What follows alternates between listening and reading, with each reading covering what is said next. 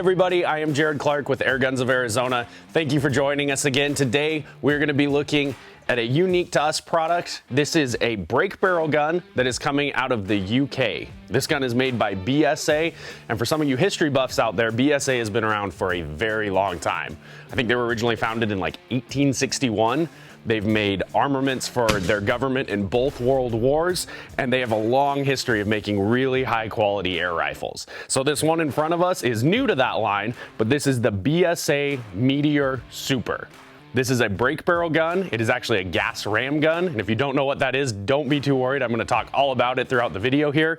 This is a really well-made break barrel gun that comes completely out of the UK. They didn't outsource any of this one. There's no other Turkish or Spanish companies involved. This one is coming completely out of the UK. It's a great build. I'm going to talk about the entire thing, show you how it shoots, so I hope you stick around. We will go over the BSA Meteor Super right now.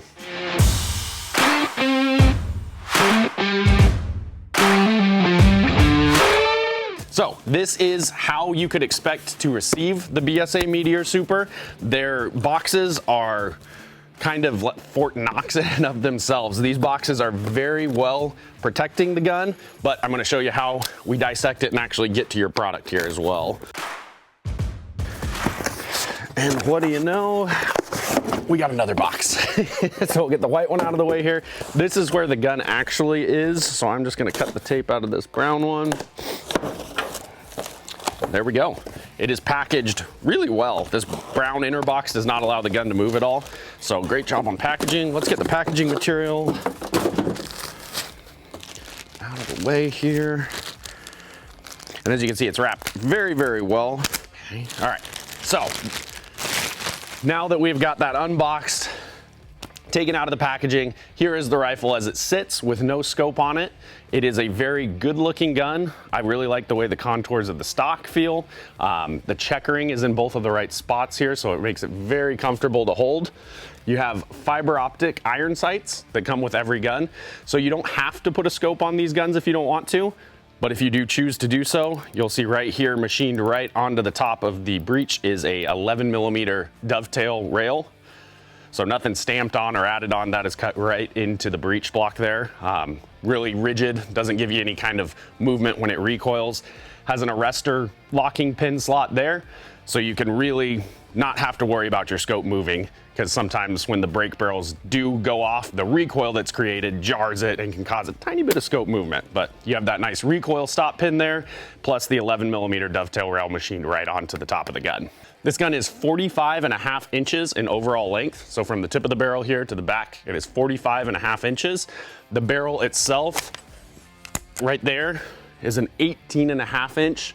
That's a BSA hammer forged barrel. Great reputation for accuracy. They're all built in-house. BSA does a really good job with the barrels.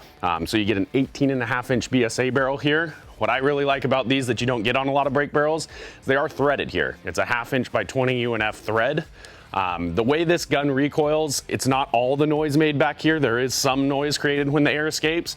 So if you want it to be as quiet as possible, grab yourself a 0 dB compact, throw it on there, and you will get rid of all extra noise if possible. So along with reducing a little bit of the noise, it'll also give you a nice leverage point that you can help to cock the gun. So it is threaded for accessories, be it a muzzle brake, be it a moderator, whatever you want to put on there, it is threaded with a 1/2 inch by 20 UNF thread. So this gun without a scope weighs 6.5 pounds, which makes it very manageable. I don't want to say that it's a kid's rifle, because it's not in terms of the overall length and the length of pull, but it is manageable. It's nothing that's incredibly heavy. You don't have a big mainspring in there, so it's nice and lightweight. It's very manageable for all different types of shooters. The other thing we talked about in the intro is this is a gas ram gun. So what that means is it doesn't actually have a big mainspring in here that when I cock it, it compresses the spring. What it has is a chamber inside that already has a little bit of air pressure in it. And then when you do break the barrel and compress it, it compresses that tiny chamber of air down harder and creates enough air that you can get a shot at roughly 12 foot-pounds is what we're doing with this. So the advantages of that, there is no big main spring that recoils. So the big thing with spring guns is they're very hard, they're very hold sensitive. You gotta be very light, and you got to be, and why that all still remains just as good shooting posture, it's not nearly as critical. The spring is not going to cause the gun to jump, because it's going to have more of a feel of a pre-charged actually when it goes off, because it's actually just air rushing out the barrel. Less recoil on these, a little bit crisper triggers. You can leave them cocked. So if you're a hunter or someone who likes to not have to move, you sit in a blind or something, if you're sitting in blinds for doves or something, you can leave the gun cocked indefinitely in theory. I actually tested that while I was getting ready for this video, and I left this gun cocked for almost a week straight. It wasn't completely intentional, I kind of forgot about it. Not a single hiccup when I put a pellet in and shot it. There was no increase in the velocity. There was nothing that made me think that I had worn out a spring or changed something internally because it had been compressed so long. So that is one of the big features of a gas ram. You can leave them cocked forever. They're not quite as recoily. They're just an advancement. It's taken the mainspring technology, and as they went, they said, how can we replace this? Gas ram is the answer. So the BSA Meteor Super is a very fun gun to shoot. It does have a little bit of a cocking effort. It's a very hard number to gauge how much. I'm a simple man. I am not really that good at creating tests to figure out how much weight it takes. My best guess is about 30 pounds, 30 to 35 pounds of cocking effort, just based on other guns that I've used in the years. And then you get in return that 12 to 13 foot-pounds here in the 177 that we'll be looking at. And it's not, again, there's no spring pushing back, so it's a much more fluid cocking effort. There's nothing pushing back other than air. So it's, even though it is heavy, it is manageable is how I would call it. On the back of this gun here, you do get this nice rubber butt pad. That's just simply to be a comfort spot, give you a little bit of grip when it's up against your shoulder, as well as absorb the tiny little bit of recoil that the gun does have. You can see right here on the stock, it's got the BSA logo, and then I was right on my ear. It says 1861. So that is when they were founded. Gosh, almost 200 years ago now. So they've been doing it, I think, longer than anyone in the industry. So it's just really cool. For me, I think that's kind of cool that it goes all the way back to the 1800s that this company has been making guns in the same building. I talked to some of the BSA reps at SHOT Show a few years ago. They told me that some of their warehouse is still, for history's sake, they didn't rebuild it, but it was destroyed by German air raids back in World War II. So BSA just has a really cool history. They've been around as time has changed, and they've made air guns, motorcycles, machine guns. They've made a little bit of everything. Check out their Wikipedia page if you want to learn more about BSA, because I doubt that I'm doing them any kind of justice with my recap here. But BSA has a really cool history in the airgun industry. And this Meteor Super is kind of the culmination of all those years put together, and what they've learned and what they've given to you, the public, as an offering for a cool break barrel rifle. We talked about these being a nice contoured stock. This is a Manelli Italian stock, and it has the checkering in the pistol grip as well as the forend. Just a classic look. It helps with grip, but I just think it looks really classy. Beechwood stock, I believe this is. These have a very clean trigger on them. Like I said, with the outlet holding a sear, they're usually able to break a little bit lighter, so you don't have any creep at all in this trigger. It just hits the wall and then bang, it goes off. Kind of like I talked about, almost makes you feel more like a pre-charged gun than a spring gun if you've shot both. So nothing really to be desired on the trigger. I do believe you have a little bit of adjustment here. That's why these cuts are in the trigger guard, and you have an adjustment screw down there. Be sure to look at the owner's manual. It'll tell you exactly in depth where you can adjust and what exactly it will do, but that is what that cut in your trigger guard is for, is to access right there into your trigger. So on top of that, you have your manual safety here. It's just a paddle style, so right now we're in safe. Push it forward, we're in fire. It does not automatically reset each time, so you have to remember where you left it. That is a push style safety, so when it's back, it's in safe. When you're forward, it is fire and ready to go. On top here, you have your dovetail rail that can accept a scope accessory, and then you have the fully adjustable iron sights that come with it. So these give you windage, they give you elevation adjustments, and they are fiber optic. So if you don't want to run a scope on it, you can get these sights zeroed in, and you can be incredibly effective with the iron sights that are here. I personally really like iron sights. I think it's another challenge level added, so each their own, but I like the fact that it does give you the option. If you do run a scope, they sit so close that you can remove them if you want, but there's no need to remove them. You won't pick them up in your scope picture with them being so close to the optic. Like we talked about, that dovetail rail does accept an accessory here. I have the Sports Match Dampa mount here, and the Athlon Argos 2-12 mounted on top. It looks good without the scope. It looks good with the scope. Either way you run it, it's more personal preference than anything. This whole setup here added just under 2 pounds. So now that I have the scope and the mount, it's right at like 8.4 pounds total, which is still really manageable in my opinion. That's not too heavy, and it gives you the ability to be a little bit more precise, a little bit more accurate. The scope will always give you that ability because you're magnifying what your normal eye sees by up to 12 power. So when I shoot it at 20 yards, I'm gonna be running the scope here because we're gonna try and do a group size. But with the gun, you do have both options, either iron sights or scope setup. Just like with a brake barrel spring gun, this brake barrel gas ram, you do want to check and make sure that all of these screws are tight, both the 2 trigger guards as well as these 2 front ones. If you start getting erratic accuracy, or a flyer they call it, where something goes way off what you're expecting, this is where you check first, would be your stock screws. You want them to be nice and tight. You don't want any looseness there. Anything that can vibrate can always deteriorate accuracies. So periodically, just want to check, make sure that everything is nice and tight, nothing is backed out on those, and that is the case with any brake barrel rifle, not just the BSA here. The BSA Meteor Super here is available in 177, which is the one we're going to be looking at today, as well as a 22 caliber. They realistically push out about the same foot-pounds. This one does 12, the 22 does about 13 to 14 it might squeeze out. So in terms of knockdown, it's really a wash. They're about the same.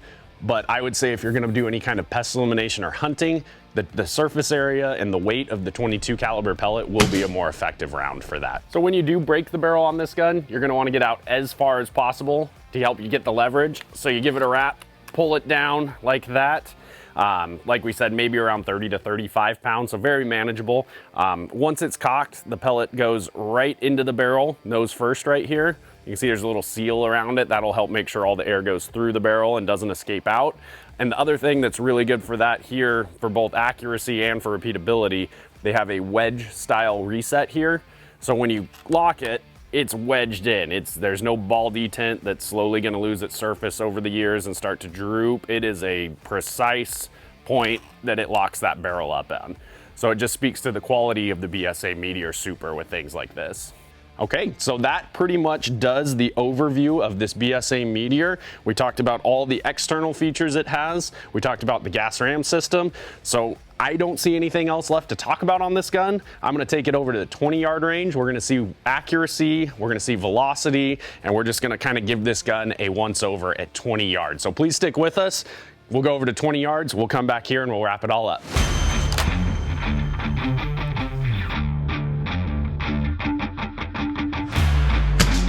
So we're back here at the 20-yard range. We have the BSA Meteor. What we're gonna do is shoot it over the chronograph to calculate the feet per second, and then use that to tell you what kind of energy we're doing.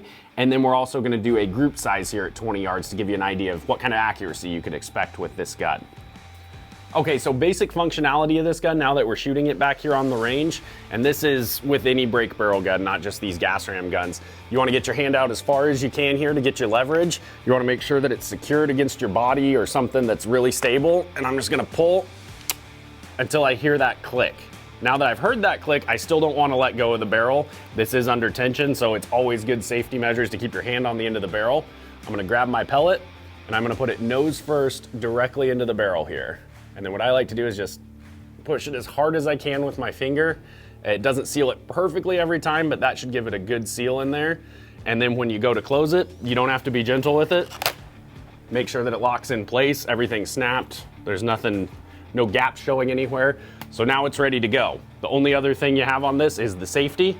And remember, this one doesn't reset every time. So as soon as I put it in fire, it's gonna stay in fire. And now we're ready to rock and roll. The gun is cocked, the safety's off. We're just gonna pick up where we wanna aim. Easy as that. Very simple gun to operate. It's a great way to get into air gunning and get an idea of what air gunning can offer without breaking the bank.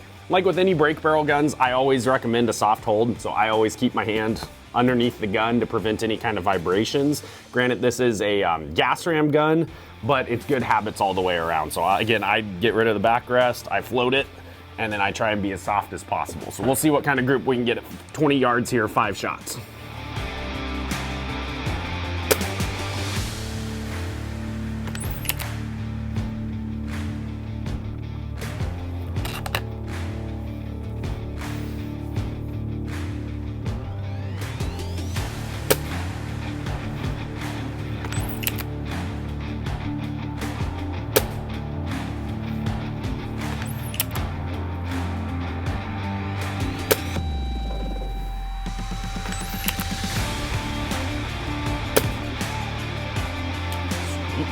All right, so there's 5 shots out of the BSA Meteor Super.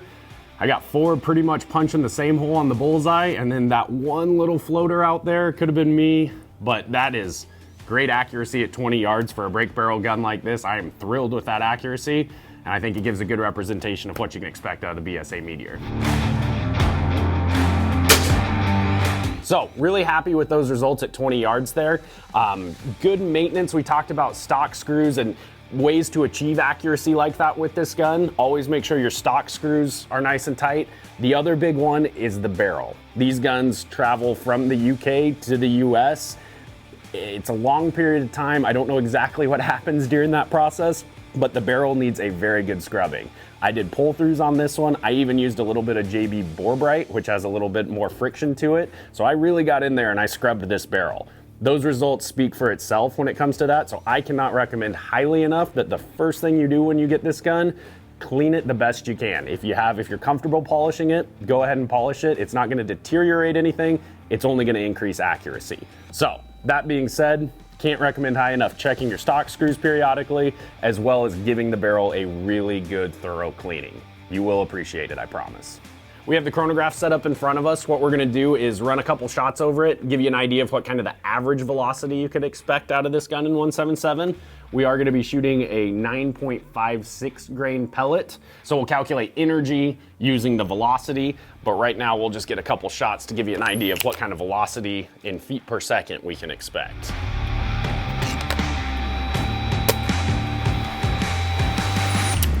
So on average, we are getting 745 feet per second out of the 9.5 grain pellets. If you crunch those numbers, it's like 11.7, 11.8 foot-pounds. So right where we're expecting for 12 foot-pounds advertised on this gun. So good energy, good velocity.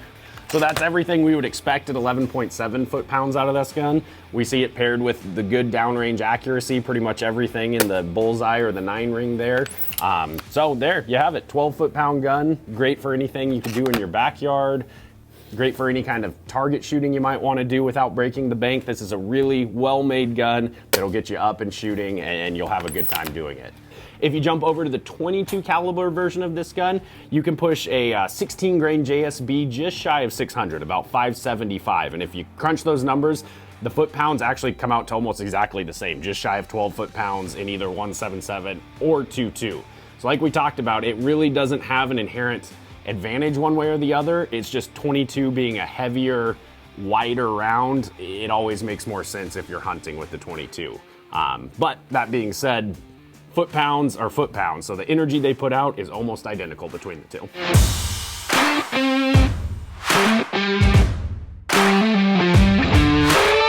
Okay, so there you have it, the BSA Meteor Super, almost 200 years in the making, and it did not disappoint. We saw that nice tight accuracy at 20 yards, more than capable of doing anything around the house you may need or backyard shooting.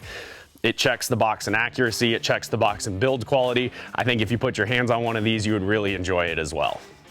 So that's gonna do it for this video. I really hope that you enjoyed it. I really hope you enjoyed our history lesson with the BSA Meteor Super. And if you do wanna get one, give Airguns of Arizona a call and they can get you all squared away. Follow us on Facebook, find us on Instagram, join our mailing list on airgunsofarizona.com. Do whatever you can to stay up to date with us and we'd appreciate it. Thanks a lot, guys. We'll see you next time.